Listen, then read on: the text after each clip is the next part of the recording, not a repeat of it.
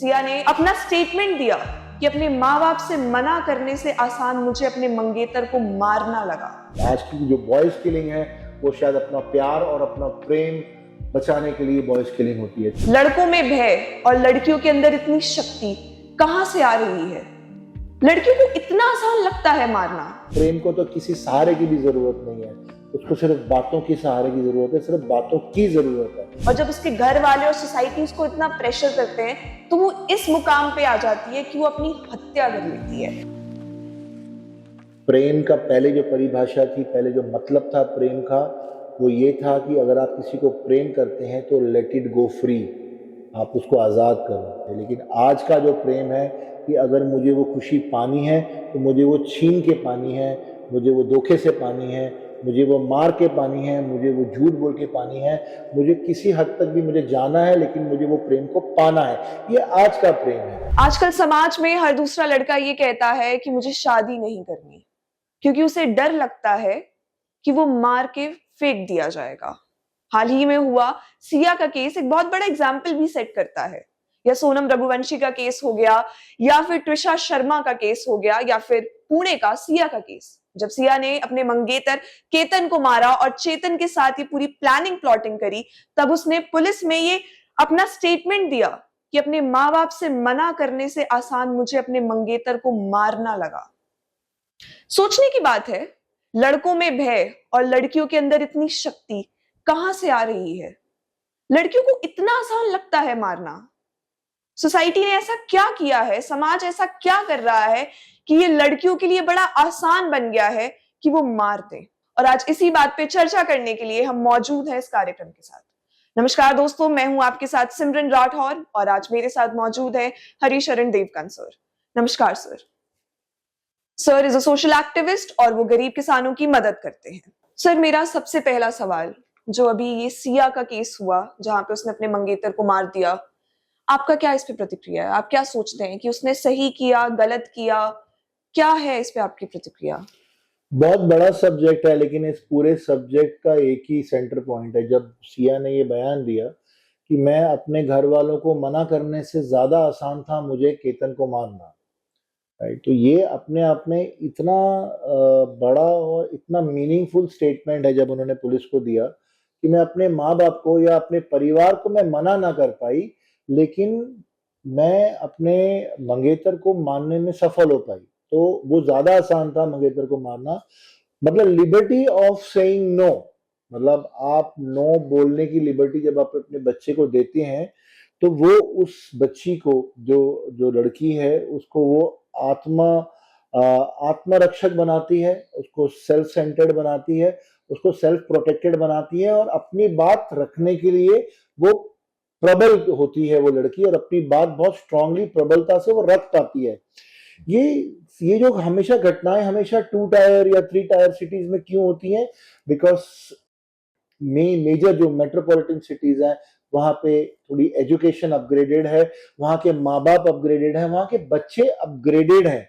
अब सिया ने जब अपने बॉयफ्रेंड को मारा या जब अपने बॉयफ्रेंड के साथ मिलके अपने मंगेतर को मारा, तो सिर्फ इसलिए मारा कि वो नेचुरल लगे और नेचुरली वो एक जो रोड़ा उसकी लाइफ में था वो हट जाए और वो चेतन के साथ शादी कर पाए, और वहां पे उसका वो विकल्प खुले जहां पे माँ बाप उसको खुद बोले कि ठीक है, एक जो रिश्ता हमने चुना था वो आपके साथ काम नहीं किया, और जो तेरा रिश्ता है उसके लिए दरवाजे, विंडो, डोर ओपनिंग, ये बेसिकली डोर ओपनिंग एक्शन है कि जो दरवाजे परिवार ने उसके लिए बंद कर दिए थे वो डोर वो खुद खोलना चाहती थी, लेकिन ना बोल के नहीं, शायद हत्या करके। लेकिन कानून बहुत बड़ा है, समाज बहुत बड़ा है, नो हाउ बहुत बड़ा है, आजकल एजुकेशन बहुत बड़ा है।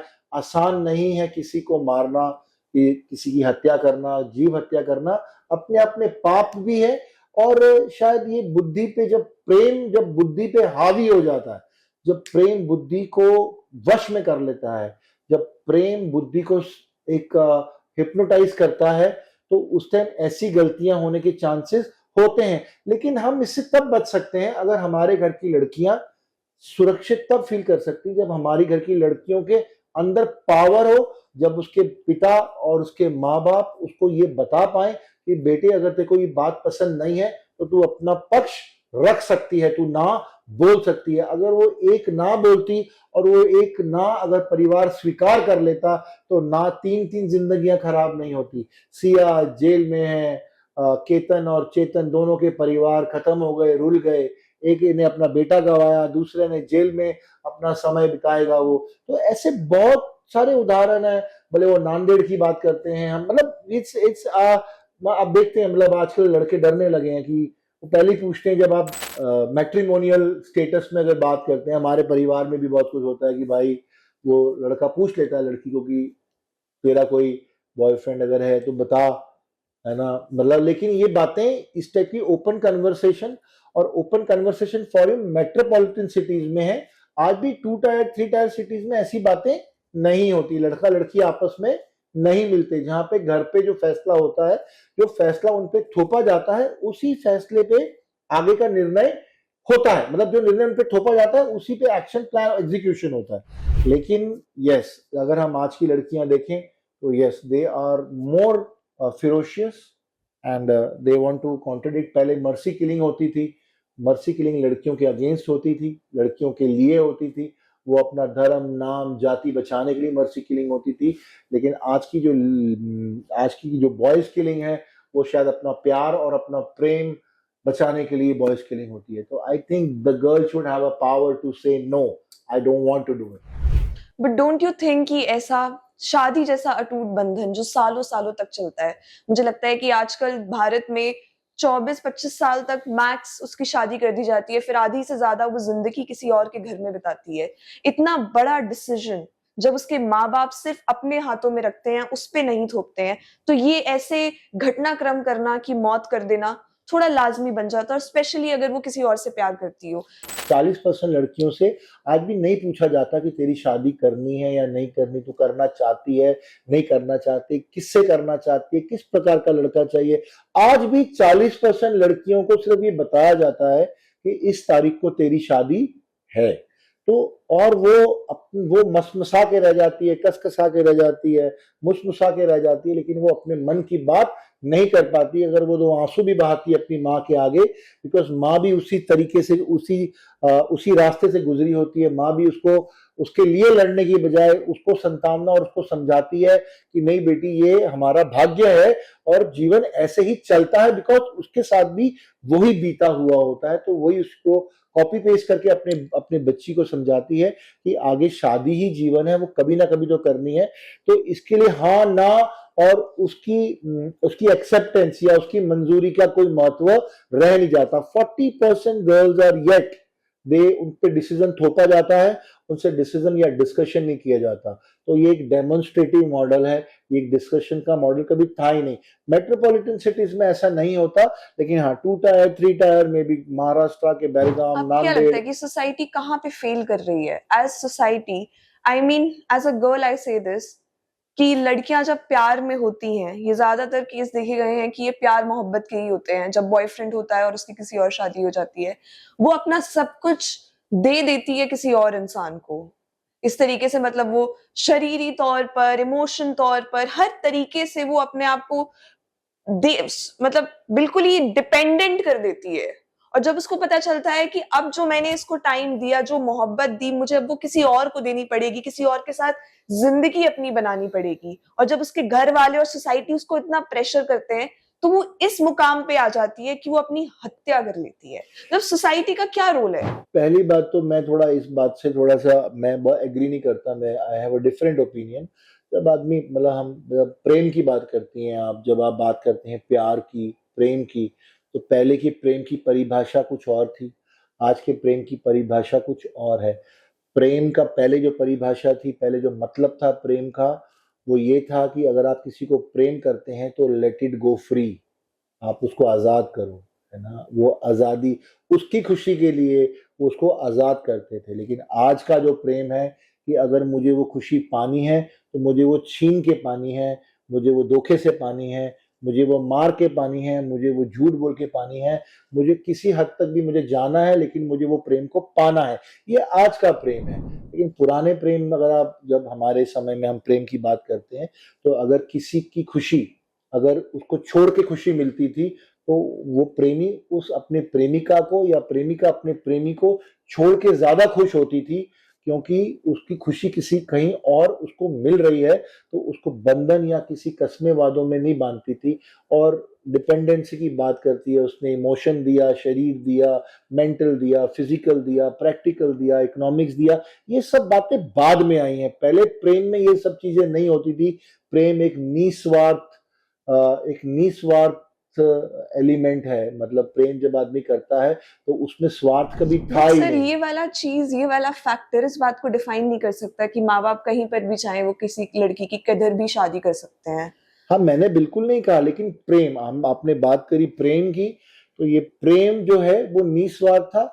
आज का प्रेम स्वार्थी है, और अगर आज का प्रेम स्वार्थी है तो ये बात माँ बाप को समझनी चाहिए। माँ बाप को ना सुनने की आदत डालनी चाहिए, ना वेलकम करनी चाहिए, आदत नहीं, माँ बाप को ना सुनना और समझना का वेलकम करना चाहिए। इस प्रोस्पेक्ट को देखना चाहिए, इस प्रोस्पेक्ट अपनी बच्ची के इस प्रोस्पेक्ट को एक्सप्लोर करना चाहिए, जहाँ पे वो अपने माँ बाप अपने बच्चे का फीलिंग, अपने बच्चे की फीलिंग, उसकी बॉडी लैंग्वेज, उसकी मानसिक संतुलन किस तरफ जा रहा है, वो कितनी निराश है, कितनी उदास है, उसको क्या चाहिए, उसको कहाँ खुशी मिलेगी। भले वो टेम्पररी है, लेकिन yes, mother and father, a parent should stand beside the girl very strongly. Because आप एक बात को समझना बहुत जरूरी है, समाज या खानदान की बात करते हैं तो उसमें कौन होता है, चाचा, मामा, ताया, काका, लेकिन एक बाप का फर्ज होता है कि जितने मर्जी बड़े नाम हो, चाचा, मामा, ताया, काका, ये जो मर्जी हो, जो मर्जी करे, लेकिन वो एक लड़की की बाप की जगह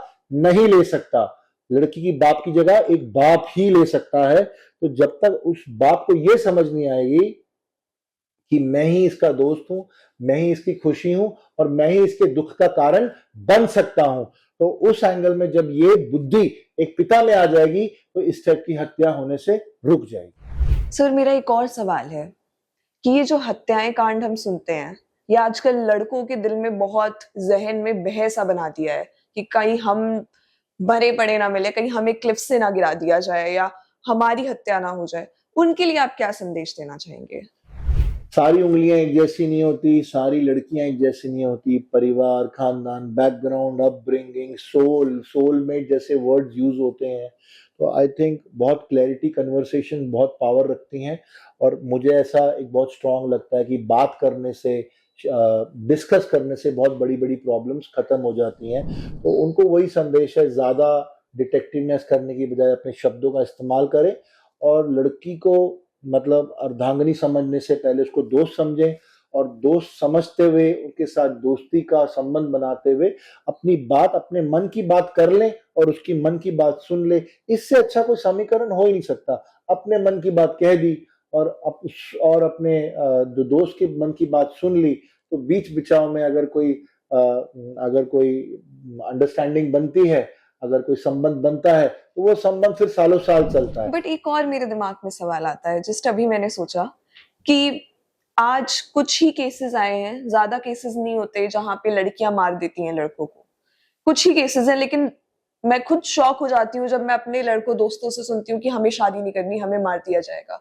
पर सालों से जब लड़कियां मारी जा रही हैं, अगर उसने किसी और कास्ट में शादी कर ली, और सबसे बड़ा कारण एक मुझे ये भी लगता है कि लड़कियां डरती इसलिए और हैं कि अगर वो शादी किसी और अपनी मर्जी से भी भाग के भी कर लेती हैं या बहुत विरोध करके भी कर लेती हैं तो उन्हें मार डाल दिया जाएगा, और ये बहुत नॉर्मल है। मतलब तो लड़कियों को तो और डरना चाहिए शादी करने से। हमारी सरकार में बहुत सारे विंडोज और बहुत सारे डिपार्टमेंट बनाए हैं वुमेन सशक्तिकरण के चक्कर में। वुमेन सशक्तिकरण को बल देने के लिए बहुत सारे डिपार्टमेंट्स हैं जहां पे वुमेन बट अपनी डू यू बात रख फील सकती हैं। ये डिपार्टमेंट काम क्यों करेंगे? How do they? Why will they not? उनका काम है, उनकी ड्यूटी है। बट वो सोसाइटी के ऐसे प्रॉब्लम्स को सॉल्व कर पाएंगे जो क्यों सोसाइटी नहीं कर खुद ही नहीं पाएंगे? कर पाएंगे? लेकिन जब कोई प्रॉब्लम लेके ही नहीं जाएगा तो वो हवा में तो तीर नहीं चलाएंगे। तो वो प्रॉब्लम जाती ही नहीं है, यही तो सबसे बड़ा सवाल तो है। ना बोलना उसी को तो कहते हैं कि अगर आपने ना बोला और आप ना बोल के अपनी बात को, अगर वो उस ना नहीं सुनी गई उनकी बात को, और अगर वो डिपार्टमेंट के पास जाते हैं या जो भी महिला आयोग है, महिला आयोग में अपनी बात रखते हैं, तो महिला आयोग कोई कमजोर आयोग नहीं है। लेकिन महिला आयोग तक बात पहुंचाने के लिए भी तो आपको एक, जहां आप एक लड़के की हत्या करने का जिगरा रखती हैं, जहां आप एक लड़के को क्लिफ से धक्का मारने का दिल रखती हैं, इसका मतलब आप एक आम लड़की तो नहीं हुई ना, आपके बट अंदर सर एक शेर का दिल हुआ।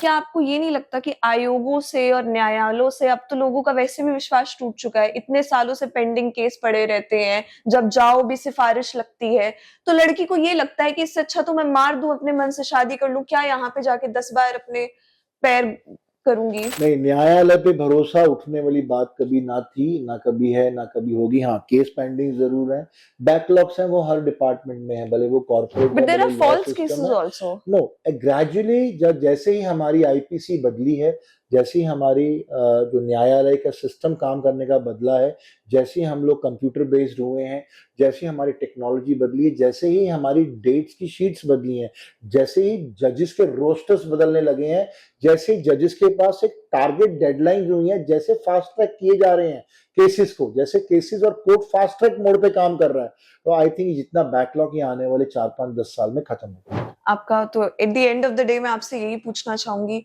आपका क्या मैसेज है आज देश की लड़कियों के लिए और साथ साथ लड़कों के लिए, और जैसे आपने माँ बाप का जिक्र करा तो उनके बात लिए। करें, आपस में बात करें, अपनी बात रखें, अपनी बात को बहुत प्रबल तरीके से बहुत क्लियर करें, क्योंकि बातें करने से बहुत बहुत बड़े बड़े मसले हल हो जाते हैं।